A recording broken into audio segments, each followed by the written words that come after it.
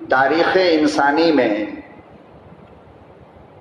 یعنی دنیا جب سے بنی تب سے لے کر آج تک، ایمان والوں کے لیے، قرآن کریم پر یقین رکھنے والوں کے لیے سب سے زیادہ خوشی کا جو دن ہو سکتا ہے وہ دن وہ ہے جس میں کائنات کے پیغمبر جناب رسول اللہ صلی اللہ علیہ وسلم تشریف لائے۔ HS بیانات کلپس کو سبسکرائب کریں۔ کوئی بھی ایمان والا، کوئی بھی اپنے نبی پر یقین رکھنے والا، قرآن کو ماننے والا اس بات سے انکار نہیں کر سکتا کہ یقیناً وہ دن اور وہ مہینہ اور وہ جگہ اور وہ گھر اور وہ وقت سب سے زیادہ مبارک ہے جس وقت میں ہمارے اور آپ کے پیغمبر جناب رسول اللہ صلی اللہ علیہ وسلم دنیا میں تشریف لائے۔ چونکہ ہماری جان سے زیادہ پیار، ہمارے مال سے زیادہ محبت، ہماری اولاد سے زیادہ پیار، ہماری دولت سے زیادہ پیار ایمان والے کو یقیناً محمد عربی صلی اللہ علیہ وسلم سے۔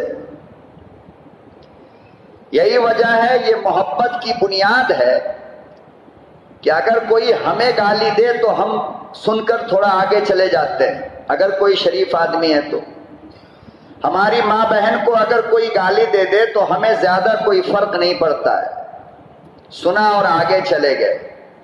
لیکن اللہ نہ کرے کہ ایمان والے کے سامنے اگر کسی نے نبی کو گالی دیا تو یا تو وہ مرے گا یا مارے گا، تیسرا کوئی راستہ اس کے یہاں نہیں۔ آپ بتاؤ، ہر ایمان والے کا یہی ایمان ہے یا نہیں ہے کہ مجھے گالی دے دو، مجھے مارو، میری ماں بہن کو گالی دو، میرے گھر کو آگ لگاؤ، میری دکان کو جلاؤ، سب کچھ کرو، ہم برداشت کریں گے۔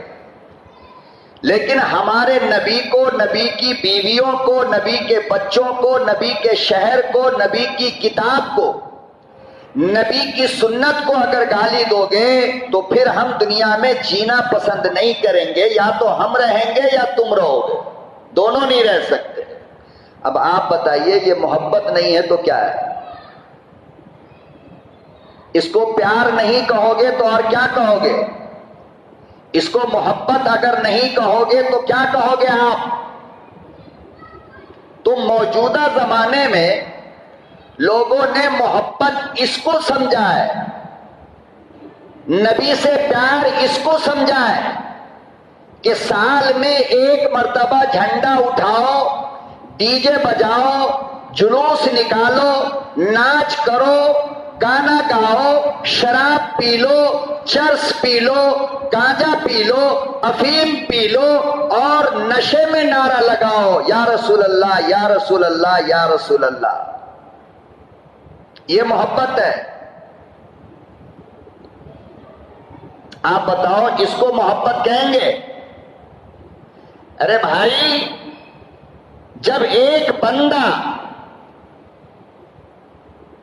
بیڑی سگریٹ پی کر نبی کا نام لے تو اللہ کا قہر آتا ہے،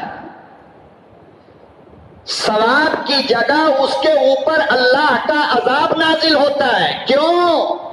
اللہ کا نام لوگے بیڑی سگریٹ پینے کے بعد تو اللہ ناراض نہیں ہوتا، لیکن اگر منہ میں بدبو لے کر کے نبی کریم صلی اللہ علیہ وسلم کا نام لوگے تو اللہ کا غضب نازل ہوتا ہے۔ کیوں؟ اس لیے کہ اللہ کو یہ پسند نہیں ہے کہ میرے نبی کا نام کوئی گندے منہ سے لے۔ اور یہ جلوس میں کیا کچھ نہیں ہوتا ہے؟ آپ بتائیے، کیا کچھ نہیں ہوتا ہے؟ ڈی جے بج رہا ہے، لوگ نبی کا نام لے لے کر ناچ کر رہے ہیں، گانا گا رہے ہیں، اور شراب پی کر کے نشے کی حالت میں ہے، کلمے کی پٹی لگائے ہوا، جھنڈا زمین پہ گر رہا ہے، اس پہ کلمہ لکھا ہوا، یہی کام اگر کوئی کافر کرے اور مسلمان دیکھ لے تو بڑا غصہ آتا ہے، میرے کلمے کو زمین پہ ڈال دیا اس نے، غصہ آتا نہیں آتا؟ لیکن آپ نے جلوس میں دیکھا ہوگا کتنی مرتبہ جھنڈا نیچے گرتا ہے، پاؤں اس پہ پڑتے ہیں، لیکن کسی پاگل کو ہوش تک نہیں آتا ہے، اور کلمہ پڑھ رہا ہے، یا رسول اللہ کہہ رہا ہے، اور کمر ہلا رہا ہے، ناچ کر رہا ہے، اور اس کو نام دے دے گا محبت کا کہ اسے پیار کہتے ہیں۔ اگر یہ پیار ہے تو ابو بکر نے کیوں نہیں کیا؟ ابو بکر نے تو کوئی جلوس نہیں نکالا نبی کے انتقال پر یا نبی کی ولادت کے دن پر، عمر نے تو ایسا کچھ نہیں کیا، علی نے تو ایسا کچھ نہیں کیا، عثمان نے تو ایسا کچھ نہیں کیا۔ ارے 1,24,000 صحابہ میں سے اللہ کی قسم کسی نے جلوس نام کی کوئی چیز نہ نکالی۔ خواجہ معین الدین چشتی اجمیری نے نہیں نکالا، نظام الدین اولیاء نے نہیں نکالا، یہ اللہ کا ولی جو حاجی توکل مستان کہتے ہو ان کی تاریخ پڑھو، آپ کو پتا چل جائے گا انہوں نے کبھی جلوس نہیں نکالا۔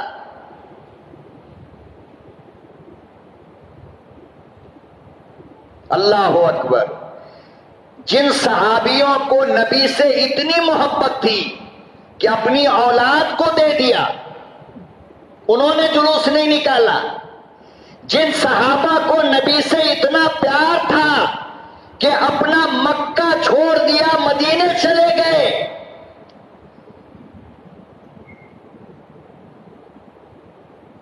غزوہ بدر کا موقع ہے، لوگ لڑائی میں شریک ہونے کے لیے جا رہے ہیں،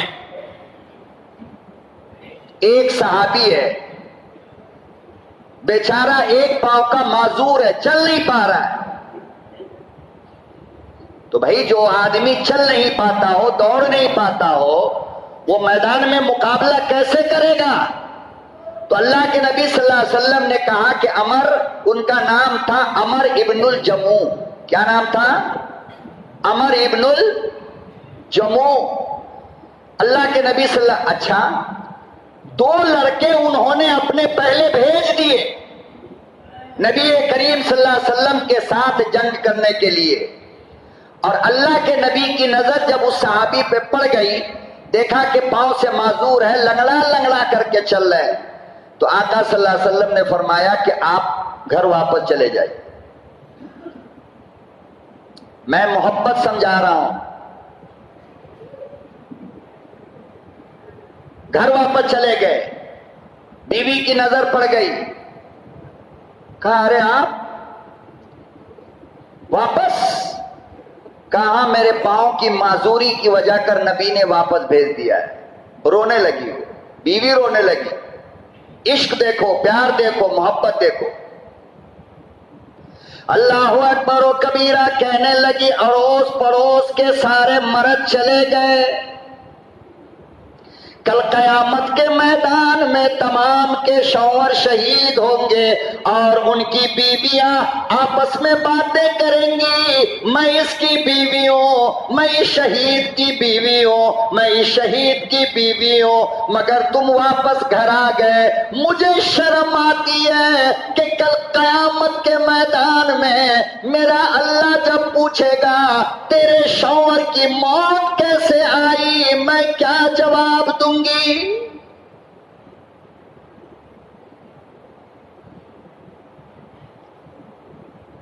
ساری دنیا کی عورتوں کو اکٹھا کر لو، ساری دنیا کی عورتوں کو جمع کر لو، خدا کی قسم ایسی محبت نظر نہیں آنے والی، اتنا پیار نظر نہیں آ سکتا ہے۔ کہنے لگی تم معذور ہو، نبی نے بھیج دیا، تمہارے دل نے کیسے گوارا کیا، تم کیوں آئے؟ میں بات نہیں کرتی، میں کھانا بنا کر نہیں دوں گی، میں بستر کی چادر نہیں بچھاؤں گی، جب تک تم میدان میں نہ جاؤ، جب تک تم نبی کے ساتھ دشمن سے نہ لڑو، جب تک تمہارا قیمہ نہ بن جائے، میں تمہیں معاف نہ کروں گی۔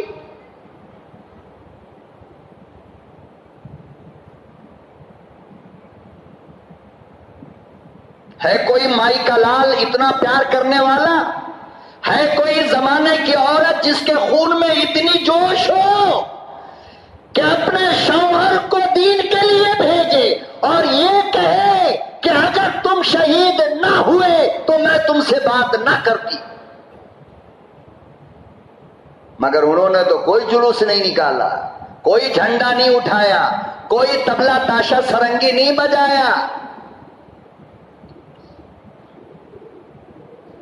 حضرت عمر ابن الجموح آئے، مکان سے باہر نکلے اور اپنی مکان کی طرف یوں چہرہ کیا اور جھولی پھیلا کر اللہ سے جو دعا مانگی ہے، خدا کی قسم دل پھٹ جاتا ہے۔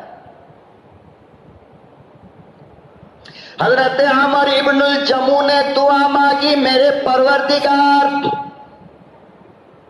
میری تمنا یہ ہے، میرا شوق یہ ہے، میرا ارمان یہ ہے کہ تیری جنت میں تمام شہید ہونے والے دونوں پاؤں سے چلتے پھرے۔ میری تمنا یہ ہے، میرا شوق یہ ہے، میرا یقین یہ ہے، میرا ایمان یہ ہے، میرے پروردگار مجھے بھی شہادت کی موت عطا فرما، میں تیری جنت میں ایک پاؤں سے چلنا چاہتا ہوں۔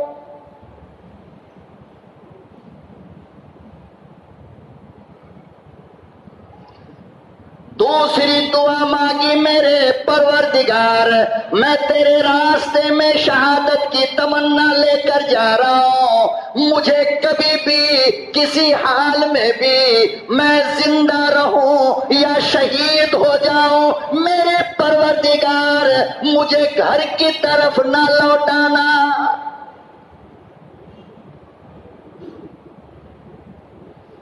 جو ایک وقت کی نماز نہ پڑھے، ایک جلوس کے چکر میں جس نے 5 نمازیں چھوڑی، وہ پکا عاشق رسول ہے۔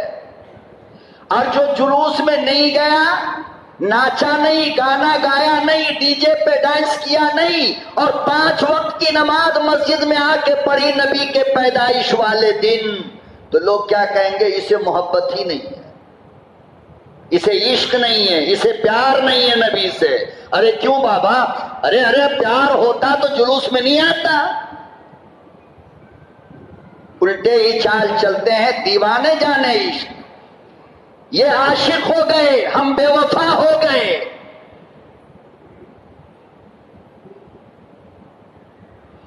اور جلوس کے نام پر اللہ کی قسم ایسی حرکتیں کہ شیطان بھی دیکھ کے شرماتا ہوگا۔ لو رے بابا، میرا کام یہ لوگ خود کر رہا ہے۔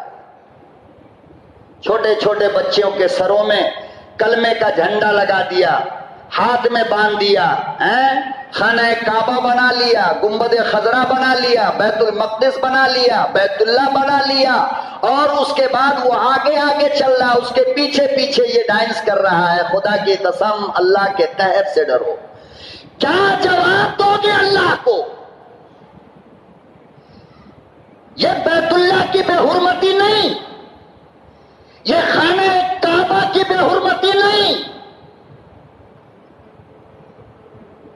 گنیشا بیٹھانے والا گنیش کو گاڑی پہ بیٹھا کر اور لے جا کر پانی میں ڈال دے تو یہ کافر، اور تیرے بنائے ہوئے بیت اللہ کو، تیرے بنائے ہوئے خانہ کعبہ کو جب تو کسی میدان میں لے جا کر پھینک دیتا ہے تو کتا کھڑا ہو کر اس پر پیشاب کرتا ہے۔ تیرے ایمان میں کوئی کمی نہیں آتی۔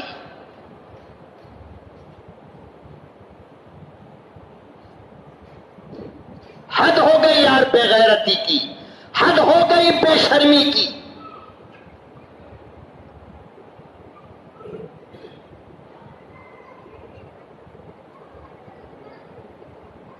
کلمہ نیچے پڑا ہے،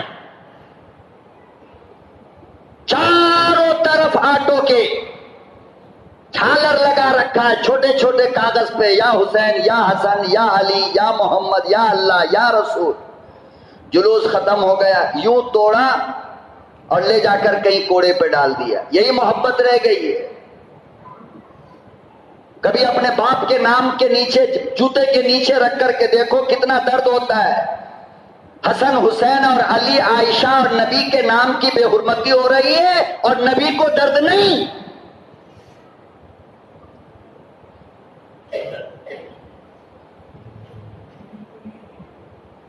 جو پیشاب کرے تو پانی نہ لے، اور 360 بتوں کی پوجا کرنے والا جس کے سینے میں ایمان نہیں ہے، وہ کافر لوگ تیری وجہ کر آج نبی کا کلمہ بیچ رہا ہے دکان میں رکھ کر کے. کافر لوگوں کی دکان میں جا کے دیکھو نا، کلمے کا جھنڈا بک رہا ہے. تمہاری غیرت کو موت نہیں آ رہی؟ تمہیں شرم نہیں آتی؟ یہ کیا کر رہے ہو؟ کلمہ اتنا سستا ہو گیا.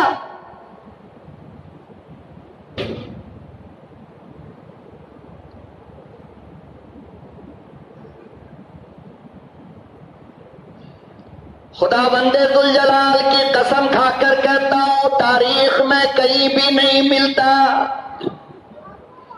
کسی صحابہ نے جلوس نکالا پتہ نہیں چلتا ہے، کسی نبی نے، نبی کی بیویوں نے، اور آج تک کسی اللہ والوں نے نبی کا جلوس نکالا ہو نہیں ملتا.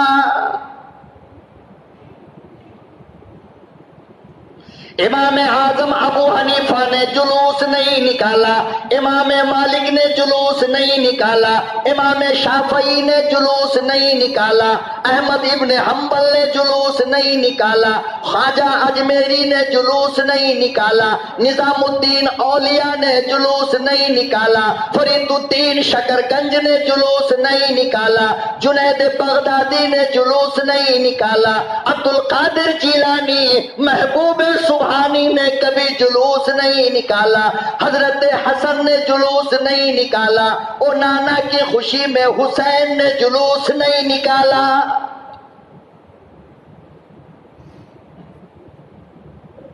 اور کہتے کیا معلوم؟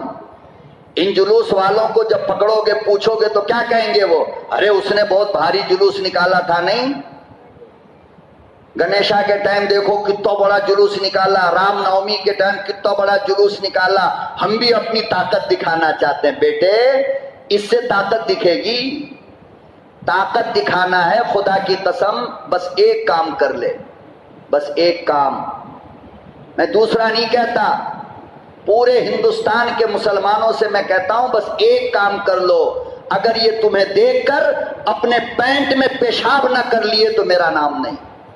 صرف تم ٹوپی پہننا شروع کر دو، اللہ کی قسم بس اتنا کام کر کے دیکھ لو. صرف ٹوپی، بغیر ٹوپی کے سفر کرنا چھوڑ دو. پورے بس اسٹینڈ میں تم ہی نظر آؤ گے، پورے ریلوے اسٹیشن پہ تم ہی نظر آؤ گے، پورے ایئرپورٹ پہ تم ہی نظر آؤ گے. ارے آج تو حالت یہ ہے کہ تو بازو کے سیٹ میں بیٹھا رہتا ہے مگر ہم کو پتا نہیں کہ میرا بھائی ہے یا میرا دشمن ہے. ایک ٹوپی پہن لے، ٹوپی، اور ایک مسواک اپنے اوپر کے جیب میں رکھنا شروع کر دے. پھر کوئی مائی کا لال تجھے ہاتھ نہیں لگا سکتا ہے. یہ جلوس سے طاقت واقت کا اندازہ نہیں ہوتا. طاقت کا اندازہ نماز سے ہوگا. سر پہ ٹوپی ڈال، چہرے پہ نبی کی سنت ڈال کے چل، دنیا کے جنگلوں میں تو شیر بور نظر آئے گا.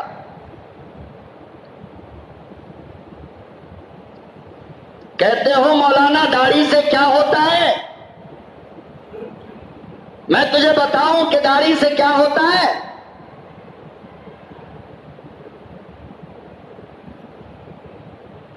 آج بھی گلیوں میں، محلوں میں، بس اسٹینڈ میں، ریلوے اسٹیشن پر، شاپنگ مال میں اور بڑے بڑے دکانوں کے دیکھ لے، 90% عورتیں، لڑکیاں جو بے پردہ رہتی ہے، چہرہ کھلا رہتا ہے، جب کسی بھی داڑھی والے کو دیکھتی ہے تو کوشش یہ کرتی ہے کہ چہرے پہ پردہ، بولتے کیوں نہیں، شرم آ رہی کیا، چہرے کو ڈھانک لے۔ یہ ٹوپی، یہ داڑھی، یہ جبہ، یہ شرعی جب ان کو نظر آ جاتا ہے نا تو چاہے وہ جتنی بدماش عورت ہو وہ کوشش کرتی ہے کہ میں اپنے چہرے کو کیا کروں، ڈھانک لوں۔ یہ داڑھی کی طاقت ہے یہ۔ اور بتاؤ کیا عورتوں کو پتہ نہیں ہے؟ ارے عورتوں کو پتہ ہے نا کہ پردہ کس سے کرنی چاہیے، مرد سے یا عورت سے؟ پردہ کس سے کرنا چاہیے بھائی؟ قرآن میں کیا کہا اللہ نے؟ مردوں سے پردہ کرو۔ اب یہ عورتیں جب داڑھی ٹوپی جبہ والے کو، پگڑی والے کو دیکھتی ہے تو جلدی سے پردہ کرنے کی کوشش کرتی ہے۔ عورت سے پوچھو تم کیا بتانا چاہتی ہو؟ عورت یہ بتانا چاہتی ہے کہ میری نظر میں مرد وہ ہے جو داڑھی والا ہو، اس لیے میں اس سے پردہ کرتی ہوں۔ برا مت ماننا، یہ داڑھی اور اس کے پاور کو میں بتا رہا ہوں۔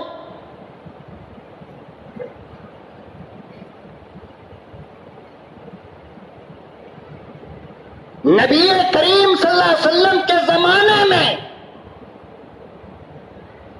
داڑھی ٹوپی والا جس راستے سے گزرتا، خدا کی قسم لکھا ہے کہ جنگل کا شیر ببر بھی راستہ کلین کر دیتا تھا، راستہ صاف کر دیتا تھا۔ جنگل کا درندہ، سانپ، بڑے بڑے جانور جنگل کے چھوڑ دیتے تھے۔ اے محمد کا غلام آ رہا ہے۔ کس کا غلام آ رہا ہے؟ داڑھی علامت ہے کہ یہ نبی کا غلام ہے۔ یہ ناچنے سے، ڈی جے پہ اور جلوس نکالنے سے کوئی غلام نہیں بنتا۔ اچھی طرح کان کھول کر کے سن لو۔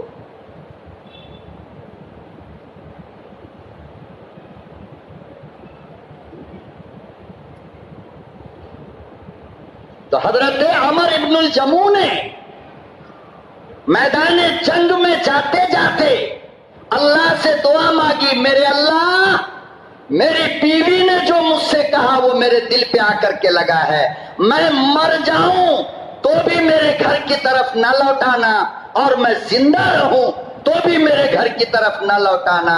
میری تمنا یہ ہے کہ تیری پاک جنت میں میں ایک پاؤں سے لنگڑ لنگڑ کے چلوں، مجھے شہادت کی موت عطا فرما۔ گئے، لڑائی ہوئی، شہید ہو گئے۔ حضرت عمر ابن الجموع، کسی کافر کی تلوار آئی، گردن پہ ماری اور گردن الگ ہو گئی۔ میدان میں گرے پڑے۔ جب لڑائی ختم ہو گئی تو آقا صلی اللہ علیہ وسلم نے فرمایا کہ ایمان والوں کی میت کو جمع کرو، اکٹھا کرو۔ دیکھا تو اس میں ایک بوڑھے میاں پاؤں کے معذور۔ نبی نے کہا ارے میں نے تو اسے واپس بھیج دیا تھا، یہ کیوں آ گیا؟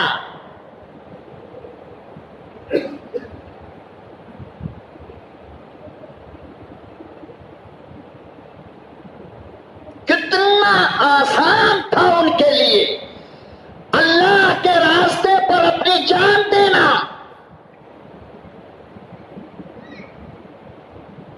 اور کتنا شوق تھا ان کے لیے، ان کے دلوں میں، ان کے بچوں کے دلوں میں، کہ اللہ مجھے بستر کی موت نہ دے، اللہ مجھے آرام کی موت نہ دے، اللہ کسی کافر کی تلوار ہو، میری گردن ہو، میں مارتا رہوں، وہ مجھے مارے اور میں تیرے راستے میں شہید ہو جاؤں۔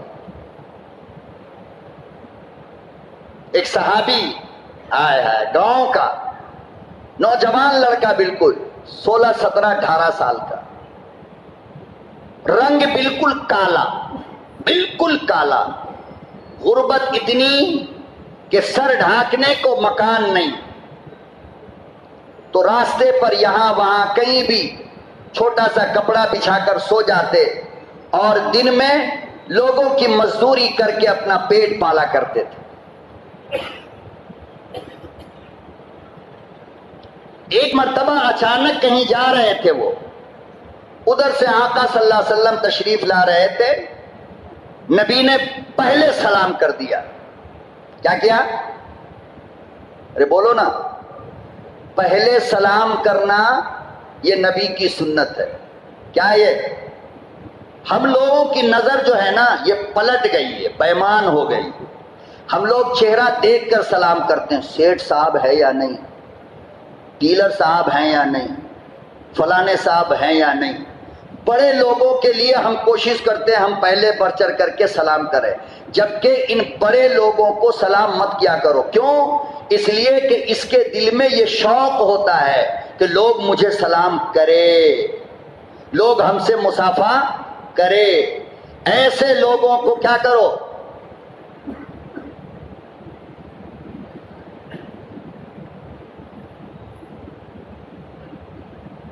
آقا صلی اللہ علیہ وسلم نے فرمایا کہ اگر تم اپنے دن کو سارے خطروں سے بچا کر کے گزارنا چاہتے ہو کہ تمہارا دن اچھا گزرے، تمہارے بچوں کا دن اچھا گزرے، تمہاری بیوی کا دن اچھا گزرے، تمہارے دکان کی حفاظت ہو، مکان کی حفاظت ہو، تو فرمایا کہ لوگوں کو سلام کیا کرو. کیا کرو؟ سلام. سلام کا مطلب کیا ہے پتہ ہے آپ کو؟ السلام علیکم، اللہ آپ کو سلامت رکھے. دعا ہے یا نہیں؟ واپس میں بندہ کیا کہے گا؟ وعلیکم السلام، اللہ آپ کو بھی سلامت رکھے. میں آپ سے پوچھنا چاہتا ہوں کہ صبح سے لے کر شام تک اگر 100 آدمی کو آپ نے سلام کر دیا اور 100 مرتبہ اس نے آپ کو سلامتی کی دعا دے دیا تو کیا اللہ نہیں دیکھ رہا ہے؟ اللہ آپ کو ایکسیڈنٹ سے نہیں بچا لے گا؟ ارے بول بھائی. کبھی بچہ کہے گا اللہ آپ کو سلامت رکھے، کبھی بوڑھا کہے گا اللہ آپ کو سلامت رکھے، کبھی غریب کہے گا اللہ آپ کو سلامت رکھے. تو اللہ کسی کی دعا تو قبول کرے گا نا. اسی لیے میرے آقا نے فرمایا کہ اگر سکون سے رہنا چاہتے ہو تو سلام کو پھیلاؤ، جو ملے سب کو سلام کرتے جاؤ، چھوٹا بڑا یہ وہ، غریب فقیر محتاج ہو، سب کو سلام کرو. افشوا السلام تسلم. نبی نے فرمایا سلام کو پھیلاؤ گے تو ڈپریشن کی بیماری ختم ہو جائے گی، سلام کو پھیلاؤ گے تو ہارٹ کی بیماری ٹھیک ہو جائے گی، سلام کو پھیلاؤ گے تو شوگر کا مرض کنٹرول میں آ جائے گا، سلام کو پھیلاؤ گے تمہاری تجارت چلنے لگے گی، سلام کو پھیلاؤ گے تو گھروں سے جنات شیطان کا سایہ ختم ہو جائے گا، سلام کو پھیلاؤ گے تو سڑک کے حادثوں سے اللہ بچا لے گا. جب بھی گاڑی اسٹارٹ کرو ایکسیلیٹر دینے سے پہلے کوشش کرو کوئی ایمان والا مل جائے، اس کو سلام کر کے اس کے بعد، ارے بول بھائی، اس کے بعد جائیں گے. ایمان والا ہم کو سلامتی کی دعا دے گا، وعلیکم السلام، اللہ آپ کو سلامت رکھے. اب ہم بنداس گاڑی چلائیں گے، انشاءاللہ کوئی حادثہ نہیں ہو سکتا. یہ چھوٹے چھوٹے کام ہم لوگ کرتے ہی نہیں، عادت نہیں ڈالتے. فرمایا گھر میں جاؤ تو سلام کرو. اللہ کے رسول میری بیوی میرے بچے دوسرے کے یہاں جا کر کے گھر خالی ہے، فرمایا ہاں پھر بھی سلام کرو. ارے ادخلوہا بسلام. جب بھی اپنے گھر میں داخل ہو تو کیا کرو؟ سلام کرو.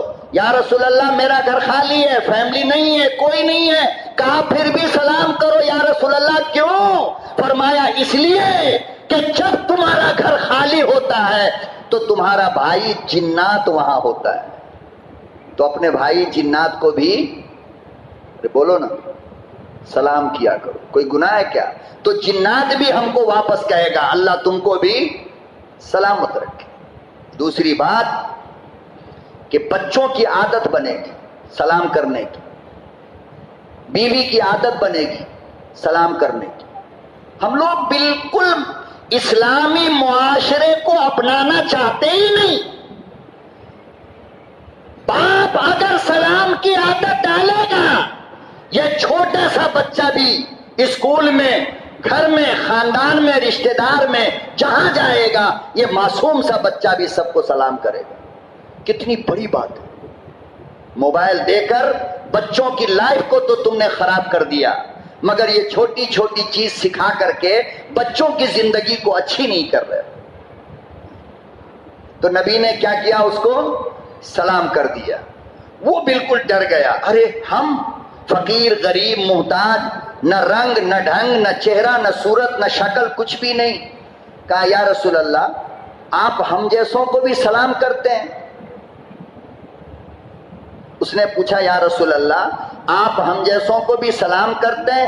تو آقا صلی اللہ علیہ وسلم نے فرمایا ہاں، سلام تو سب کے لیے ہے، دوست کے لیے بھی، دشمن کے لیے بھی، کالے کے لیے بھی، گورے کے لیے بھی، اپنے لیے بھی، غیروں کے لیے بھی. پھر آپ نے خیریت پوچھ کر فوراً اس سے پوچھا، جوان تھا تو پوچھا کہ یہ بتا کہاں رہتے ہو؟ کہا یا رسول اللہ سر چھپانے کے لیے آسمان ہے، ہماری چھت آسمان ہے، اور ہمارا بستر ہماری اللہ کی زمین ہے، ہم کہیں بھی لیٹ جاتے ہیں، ہم سو جاتے ہیں. تو آقا صلی اللہ علیہ وسلم نے پوچھا شادی ہو گئی؟ شادی؟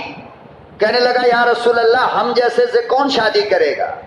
نہ بدن میں جان ہے، نہ رنگ ہے، نہ شکل ہے، نہ صورت ہے، ہم سے کون شادی کرے گا؟ تو آقا صلی اللہ علیہ وسلم نے فرمایا اگر میں تیرے لیے رشتہ ڈھونڈوں تو؟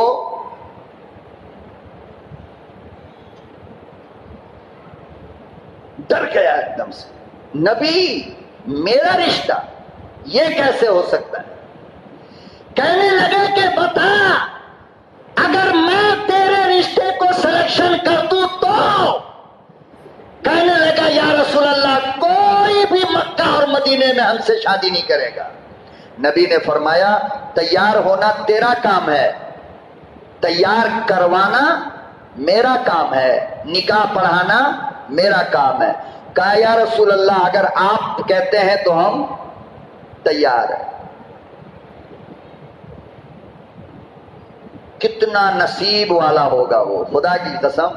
اس کے مقدر کا کوئی مقابلہ کر سکتا ہے؟ ہماری بیوی ہمارا باپ لائے گا، ہماری بیوی ہماری ماں لائے گی، ہماری بیوی ہمارا چاچا لائے گا، ہماری بیوی ہمارا یار لائے گا. وہ کتنا نصیب والا ہے جس کے لیے بیوی نبی پسند کر رہا ہو.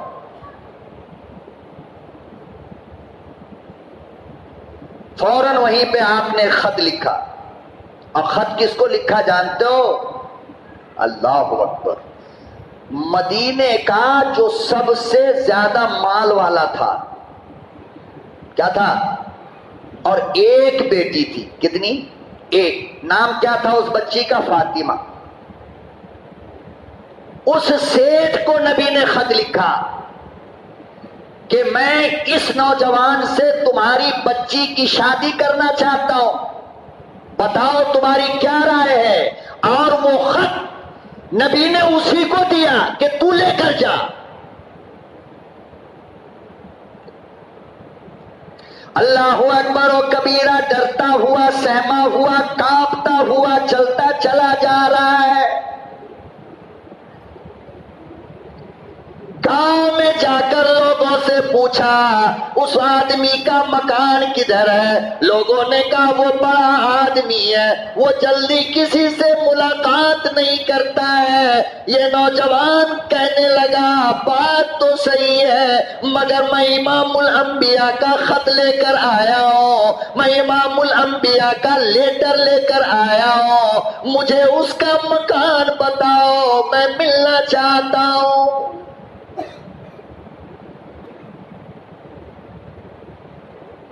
دولت کے پجاریوں، دولت کے نشے میں بیٹیوں کا رشتہ کرنے والوں، دولت کے نشے میں اپنے بیٹوں کے رشتے کرنے والوں، ذرا اندازہ لگا.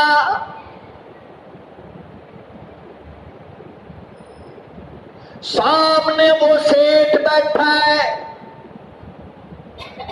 بڑا دربار ہے، بڑی عدالت ہے، مدینے کا سب سے بڑا پیسے والا ہے. یہ کالا صحابی، یہ غریب صحابی، یہ مکان نہیں، دکان نہیں، بنگلہ نہیں، گاڑی نہیں، خاندان کا پتہ نہیں.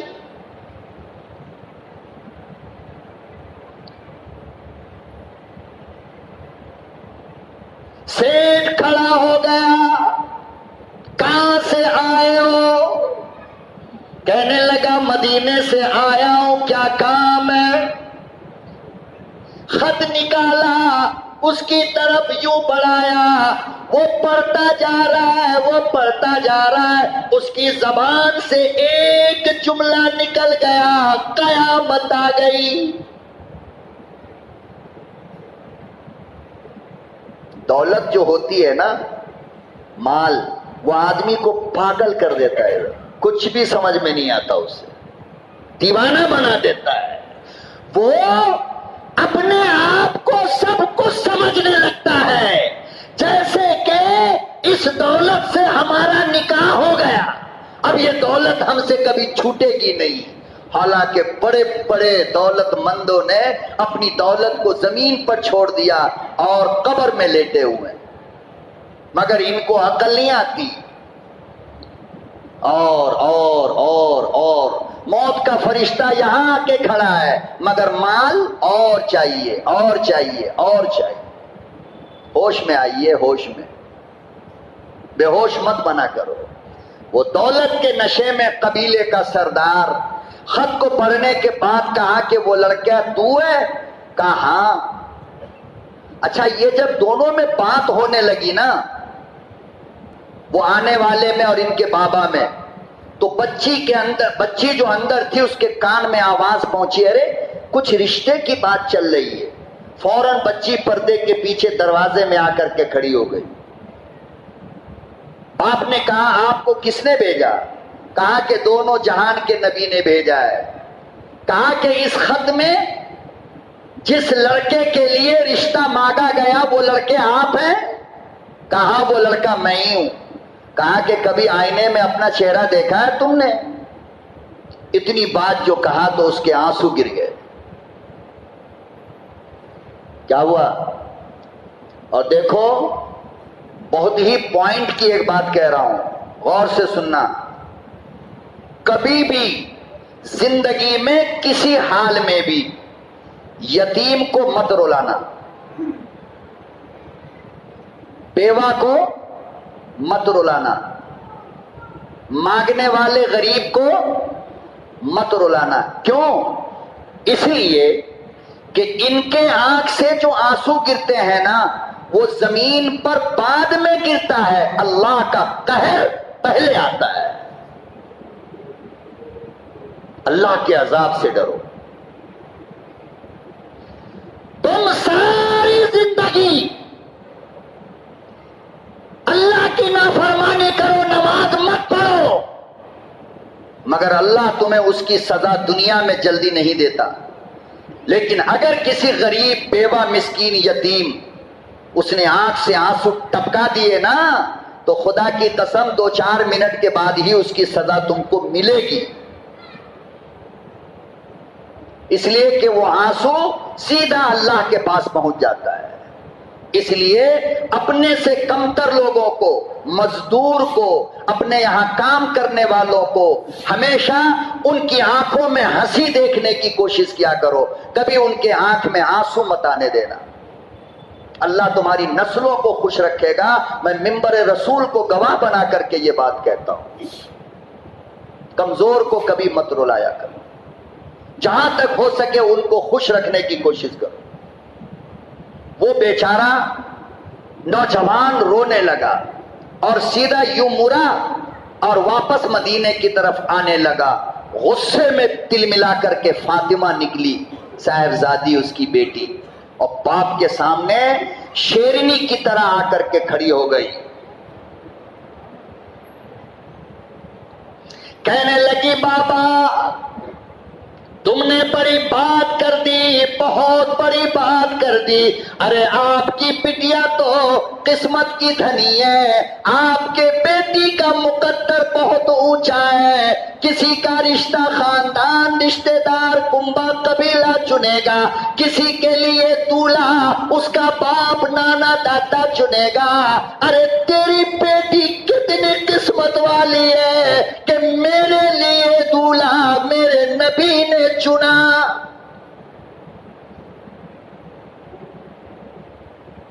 میرے بابا جان، ارے تم نے آنے والے کا رنگ تو دیکھا، تم نے آنے والے کی صورت تو دیکھی، تم نے آنے والے کی دولت تو دیکھی، مگر بھیجنے والے کو کیوں نہیں دیکھا؟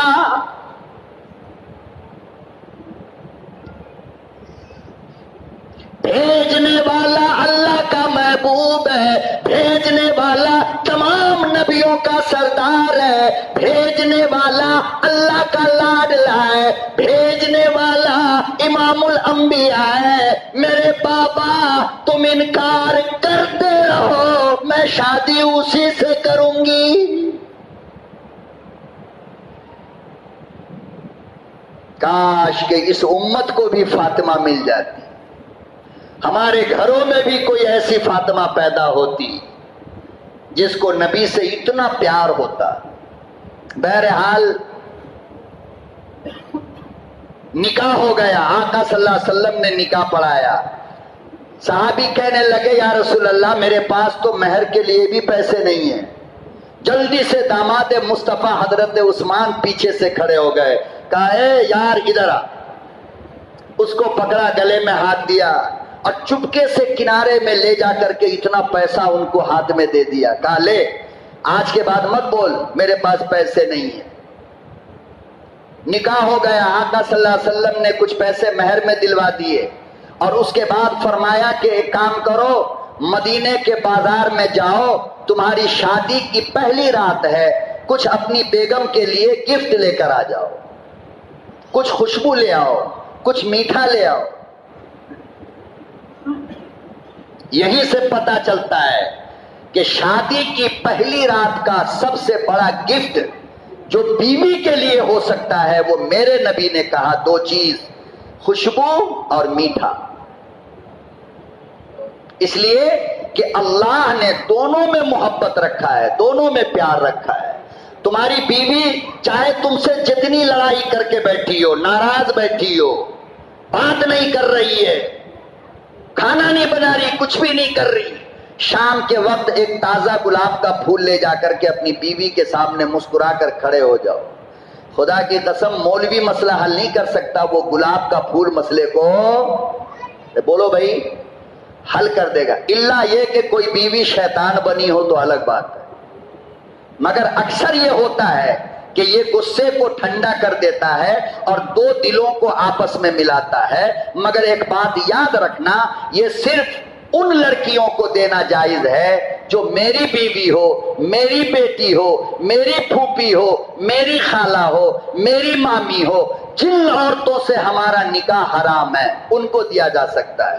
یا آزار بازار کالج گلوج میں جا کر کے دو گے نا تو اللہ تعالیٰ تم ادھر سے پھول دو گے، اللہ ادھر سے جوتا ٹھوکے گا۔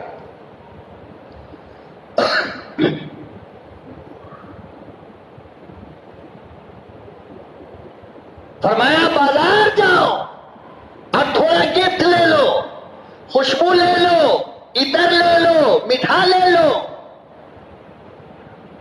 اور ایک صحابی سے کہا اللہ کے نبی صلی اللہ علیہ وسلم نے کہ ایک رات کے لیے آپ اپنا مکان خالی کر دیجئے، میں اپنے اس مہمان کو، اس نئے جوڑے کو اس گھر میں ٹھہرانا چاہتا ہوں، کل اس کے لیے میں مکان کا انتظام کروا دوں گا۔ صحابی بھی خوش ہو گئے، جلدی سے اپنے گھر گئے، بیوی سے کہا، بچوں سے کہا بیٹا جلدی جلدی مکان خالی کرو، نبی کا مہمان آنے والا ہے۔ نبی کا بولو، نبی کا۔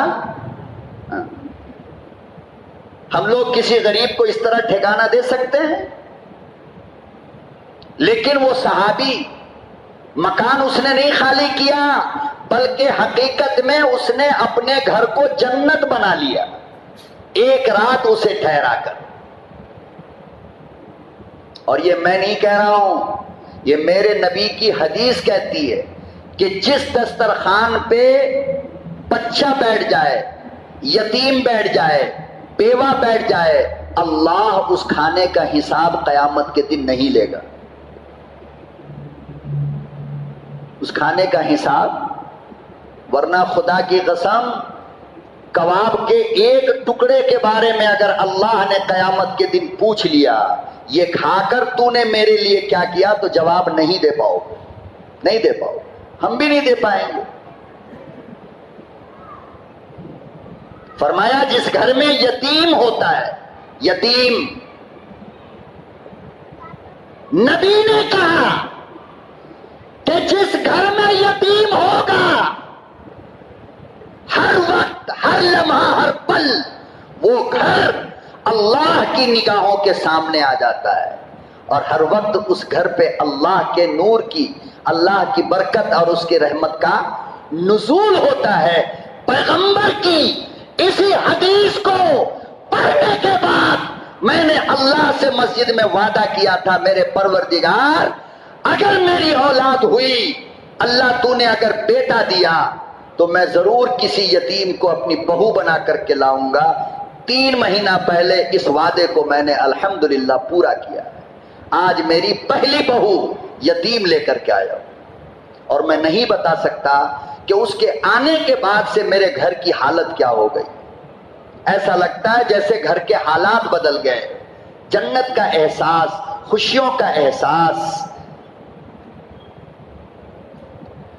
یتیموں کو سہارا دیا کرو، غریبوں کو سہارا دو گے، اللہ کی قسم کھا رہا ہوں، جمعے کا دن ہے، مسجد میں بیٹھ کر کے تم کو اپنی فیملی کے لیے ٹینشن نہیں پڑے گی، اللہ اس کو آٹومیٹک خوش رکھے گا۔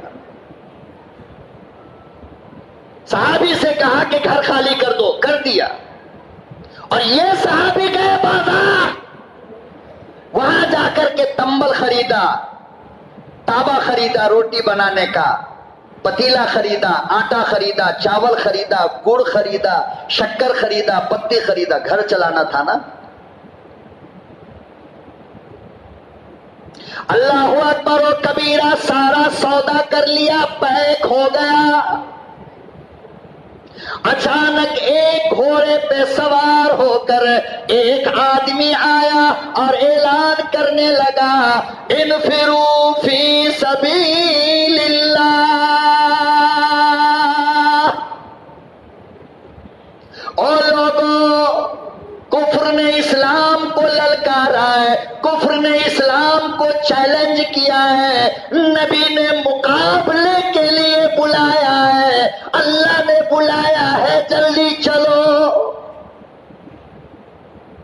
اس کے پیسے ختم ہو گئے تھے، میدان میں جانا ہے، اب بیوی بھول گئے، بیوی، ارے بولو بیوی دماغ سے، اب تو میدان جنگ سامنے گھومنے لگا کہ اب تو پہلے میدان میں جاؤں گا، وہاں سے آؤں گا تب اپنی بیوی سے، مگر جانے کے لیے غریب کے پاس نہ گھوڑا ہے نہ تلوار ہے، فوراً آٹا والے کے پاس گئے آٹا لے کر کے، اور کہا کہ معاف کرنا، یہ آٹا واپس لے لو، مجھے پیسے دے دو، مجھے تلوار خریدنی۔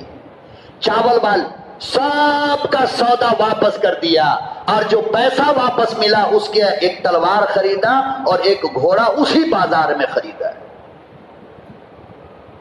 یہ محبت نہیں ہے، خالی جلوس نکالنے سے محبت معلوم ہوتا ہے، ناچنے سے محبت معلوم ہوگا۔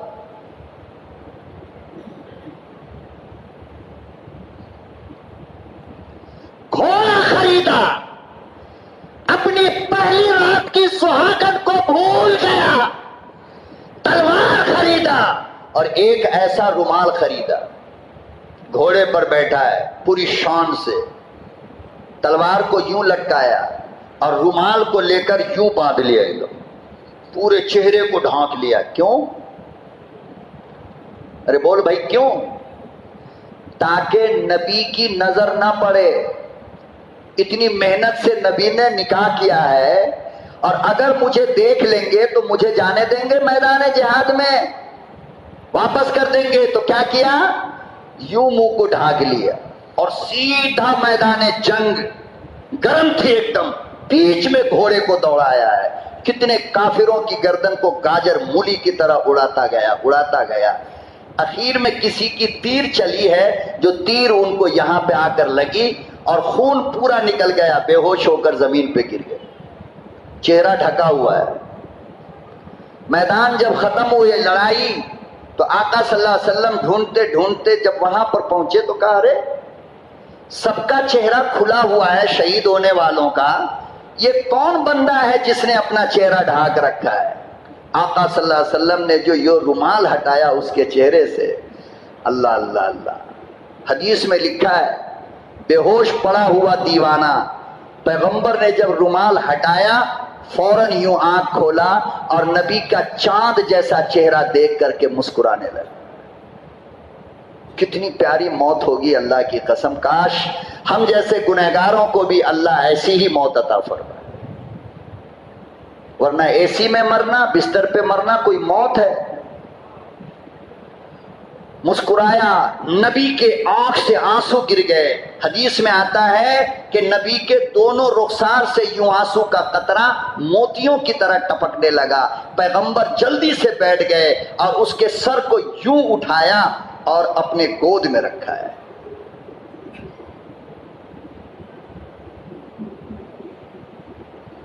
امام الانبیاء محبوب کبریا حضرت محمد مصطفیٰ صلی اللہ علیہ وسلم روتے جا رہے ہیں اور پوچھتے جا رہے ہیں یہ تم نے کیا کیا؟ وہ پہلی رات کی سہاگن تیرا انتظار کر رہی ہے، وہ پہلی رات کی دلہن انتظار کر رہی ہے، تو نے مجھ سے ملاقات کیوں نہ کی؟ وہ نوجوان کہنے لگا میرے آقا میں مدینہ آیا اس لیے تھا کہ اللہ کا راستہ ہو، کافر کی تلوار ہو، میری گردن ہو۔